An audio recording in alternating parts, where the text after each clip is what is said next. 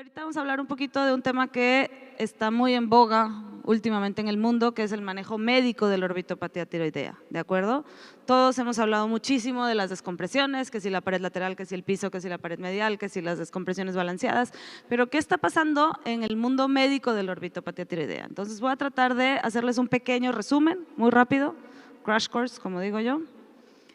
Acuérdense que existen dos tipos principalmente de orbitopatías tiroideas y aunque uno se vea más grave que el otro, los síntomas son muy distintos, ¿no? Y la gravedad también llegan a ser muy distintos, aunque el paciente masculino se ve mucho peor, muy probablemente la mujer está bastante más agresivo por una compresión que hay a nivel del ápex. Entonces hay que estudiar bien a estos pacientes. ¿Qué es lo que ocurre? Rapidísimo, no avanza. ¿Qué es lo que ocurre?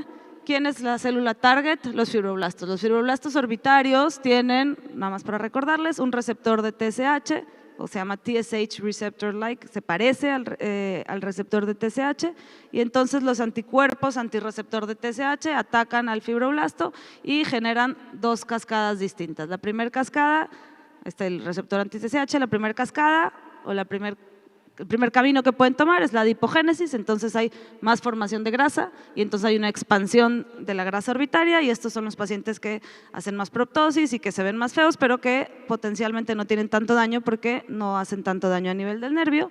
O el siguiente camino es la síntesis de ácido hialurónico, en donde hay retención de agua y esto genera una inflamación de los músculos y eso son pacientes que tienen mayor daño visual porque la inflamación de los músculos genera una compresión a nivel del ápex y eso genera baja visual. Recuerda, esta gráfica, que es la curva de Rundle, cada vez la queremos menos, cada vez es menos aceptada. Durante muchos años se usó porque creíamos que había una fase activa o inflamatoria y una fase de cronicidad, pero hemos visto que se traslapan mucho, que pueden reactivarse, pero bueno, es para más o menos entender que el tratamiento útil en teoría funciona en la fase activa y eso es lo que los nuevos medicamentos han venido a romper, que hay medicamentos que pueden funcionar en la fase crónica. Obviamente, siempre recordar el cigarro es un tema que nunca dejo de decir. Y entonces, bueno, tratamientos leves a moderados, médicos, creo que no hay mucho que discutir, tratamientos de superficie, analgésicos, medidas locales, el selenio, la verdad es que con el selenio les va bastante bien, son pacientes que responden muy bien y yo uso mucho este protocolo que se utiliza, es un protocolo que se estudió en Argentina, que es extraordinario, en donde colocan triamcinolona como paraocular intraorbitario. Yo personalmente coloco 0.5 mililitros en cada órbita, este protocolo utilizaban 1 mililitro. Yo siento que 1 mililitro de líquido, cual sea, es mucho volumen en una cavidad que ya está muy congestiva generalmente, entonces les duele mucho.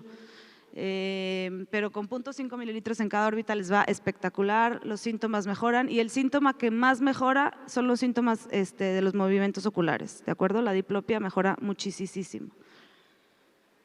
Lo pongo una vez al mes.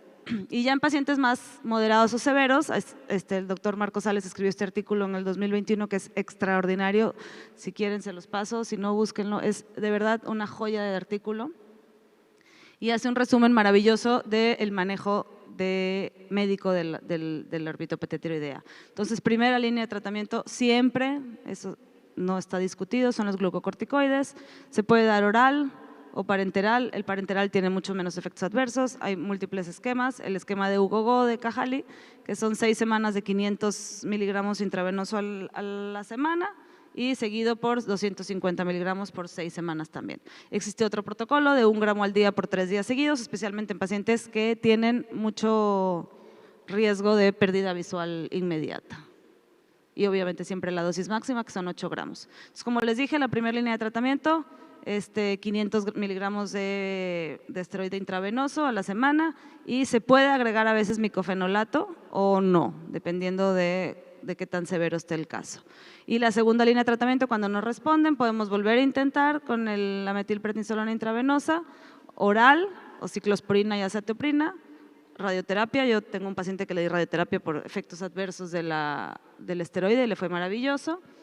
O lo que ya, bueno, y en neuropatía óptica, como les digo, ahí sí le damos 1 gramo al día por 3 días y estarlo monitorizando. Ahora, ¿qué es lo nuevo? ¿Qué es lo que estamos haciendo hoy en día? Existe el nuevo mundo de los anticuerpos monoclonales, no es nuevo, pero bueno, hay algunos nuevos y algunos no tan nuevos. El rituximab fue el primer anticuerpo monoclonal que utilizamos en orbitopatía tiroidea. La realidad es que los resultados son buenos, no son maravillosos, pero son buenos. Reduce la inflamación, es un anticuerpo que ataca anti-CD20 y generalmente se dan 2 dosis de 1 gramo repartido en 14 días. El segundo que se empezó a utilizar es el tocilizumab.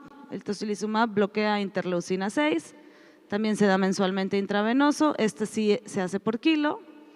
Y la verdad es que la mejoría también es significativa, hay múltiples protocolos y la verdad es que los resultados son buenos, pero es un tema que se discutió mucho, el doctor Pérez Moreira en España lo defendía mucho y se discute mucho y los americanos no le tienen mucha fe al tocilizumab. Y entonces llegó Tepezza. ¿Alguien aquí ha escuchado el Tepezza?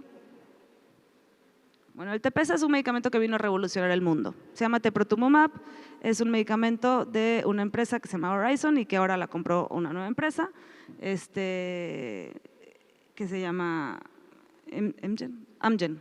Amgen la acaba de comprar. Es el primer medicamento o el primer anticuerpo monoclonal aprobado por la FDA para uso para orbitopatía tiroidea. Es un inhibidor de IGF-1R. ¿Y por qué es tan bueno este medicamento? Porque tiene muchas cosas que lo hacen maravilloso. Es el primer medicamento que disminuye la proptosis. No existe ningún medicamento que mejore la proptosis, ni siquiera el esteroide, ¿de acuerdo? Es un medicamento que se utiliza para pacientes con actividad moderada o severa, también se utiliza por kilo, normalmente se hace una infusión inicial de 10 miligramos por kilo para ver efectos adversos, si no hay efectos adversos seguimos con 7 infusiones de 20 miligramos por kilo, separados cada 3 semanas. Entonces tienen una mejoría clínica en la diplopia, en la proptosis y en la calidad de vida significativamente. Ahora, les voy a hablar de las cosas buenas y luego les voy a hablar de las cosas malas y luego les voy a hablar del futuro del teprotumumab, ¿de acuerdo?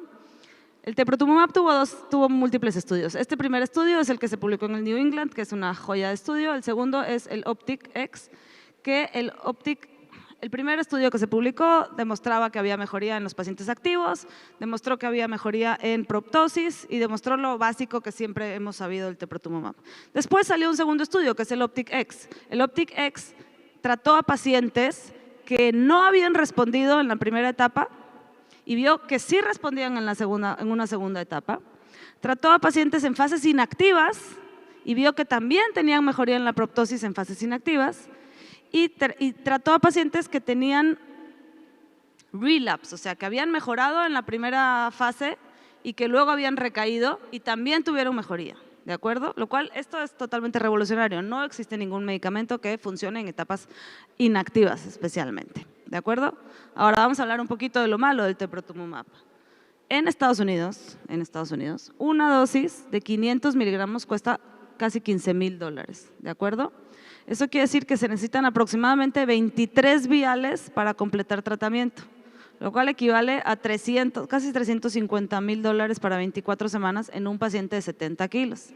No hablemos de un paciente que pesa 100 kilos, que se nos va a casi $500,000, o sea, $500,000 por un tratamiento. Por supuesto que es impagable. Además que tenemos algunos casos de hipoacusias no reversibles y eso es un tema que nos tiene a todos sumamente preocupados, ¿de acuerdo? ¿Qué es lo malo de este protocolo? El primero es que se comparó contra placebo y entonces durante muchos años y en todos los congresos se ha criticado mucho de que este medicamento tenía que haberse comparado contra esteroide, no contra placebo, porque pues no puedes comparar un medicamento contra placebo porque obviamente que va a mejorar. Pero la realidad es que lo que hemos visto en los últimos congresos o en los últimos estudios nosotros tuvimos el focus group que nos pidió Amgen, el nuevo laboratorio que hiciéramos con ellos para poder entrar a México, es que su competencia no es el esteroide, su competencia es la cirugía descompresiva. ¿Por qué? Porque su mayor logro del teprotumumab es la mejoría en la proptosis y el esteroide no mejora la proptosis. ¿Quién mejora la proptosis? La cirugía. Entonces, tú le tienes que decir al paciente, ¿qué prefieres? ¿Una infusión de $350,000 o una cirugía descompresiva? No le vas a decir que prefieres esto versus esteroide, porque si sabemos que mejora en pacientes inactivos, pues su competencia no es el esteroide, ¿de acuerdo? Ahora, ¿qué va a pasar en el mundo? Ya entraron a Brasil, están a punto de entrar a México.